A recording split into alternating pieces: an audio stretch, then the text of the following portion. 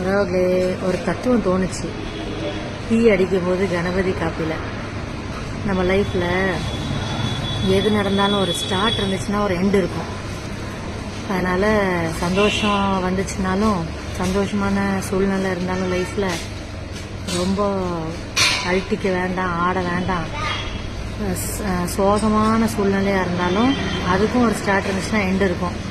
அந்த எண்டை நோக்கி தான் நான் போயிட்டுருக்கேன். ஐயோ கஷ்டப்படுறமே அப்படின்னு நினைக்காம இதுக்கும் ஒரு எண்டு இருக்குல்ல, சோகத்துக்கும் அப்படின்னு கான்ஃபிடென்ட்டாக இருந்தேன். ஹாப்பினஸும் ஒரு நாள் முடிஞ்சிடும், திருப்பி ரீஸ்டார்ட் ஆகும். சோகமும் ஒரு நாள் முடிஞ்சிடும், திருப்பி வேறு விதத்தில் ரீஸ்டார்ட் ஆகும்.